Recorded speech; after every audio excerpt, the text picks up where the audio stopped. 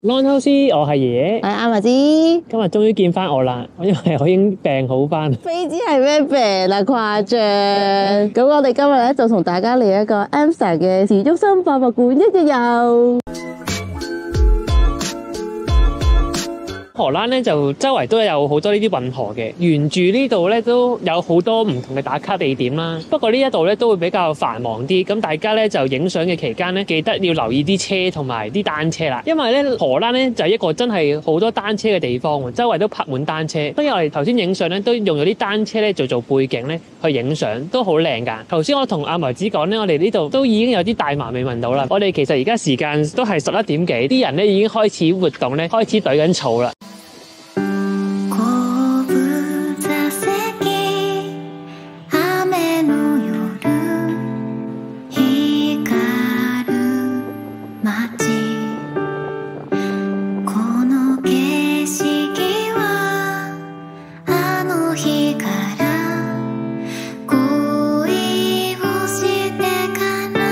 天氣都好好啊！本身咧，我哋睇天氣報告咧，呢一兩日咧都可能落雨啊。但係今日一出嚟咧，天氣超好，有藍天白雲。咁我哋陣間咧就去睇博物館。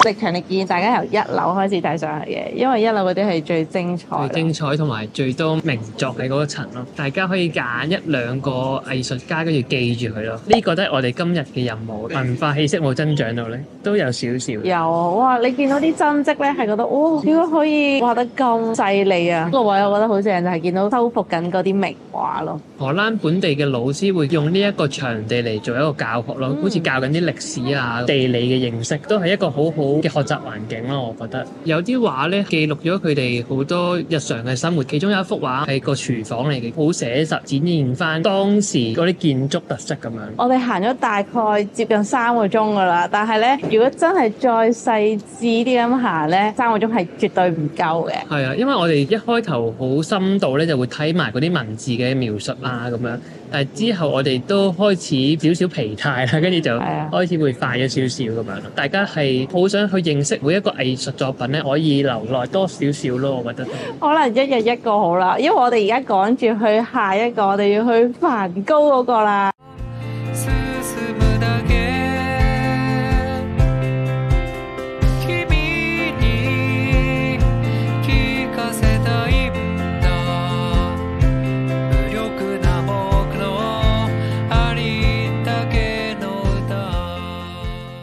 我同爺爺都好中意咧，佢最底層介紹梵高嘅一啲生平嗰個 area 咯。佢好多係同我哋呢啲參觀嘅人士嘅一啲互動咯，會問你一啲兩難嘅選擇題啊。如果你係梵高，你會點揀啊？透過呢啲互動又再認識梵高多啲咁樣咯。如果大家有興趣，記得一定要 book 位啊！我哋都遲咗 book，所以搞到2個博物館並埋同一日。之後落嚟咧，就有爺爺超中意嘅另外一個博物館啦。咁嗰個唔係博物館，嗰個係一個體驗咯，咁我哋準備出發啦！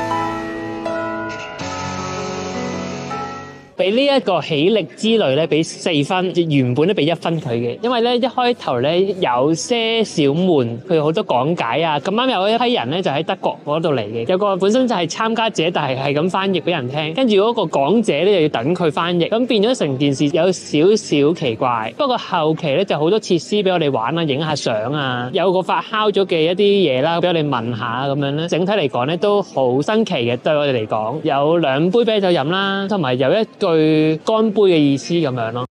1, 2, 3, 整體嚟講都好開心嘅呢個體驗。呢個人咧已經可能醉咗啦，講唔到嘢啦。之後落嚟嘅片咧交俾我。咁咧嚟緊咧，我哋就會再去食嘢。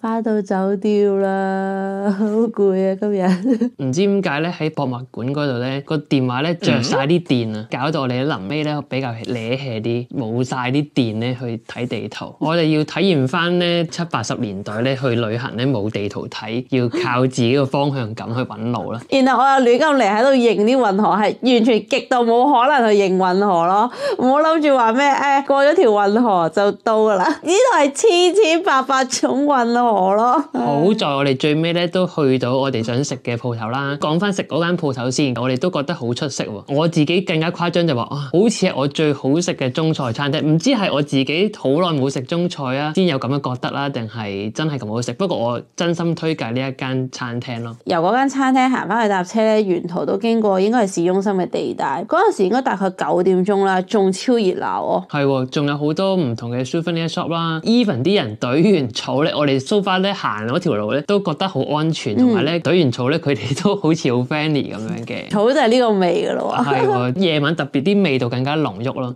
但係我哋都唔覺得太難聞，都 OK 嘅。係咯。我哋就咁驟眼望落咧，其實都好吸引啊！市中心本身冇特別 plan 話再行市中心嘅，不過嚟緊應該可能再抽多半日時間行下咯。再去紅燈區望一望啦。不過紅燈區嗰度就印象中好似話唔可以拍嘢嗰啲嘅，會俾人揼。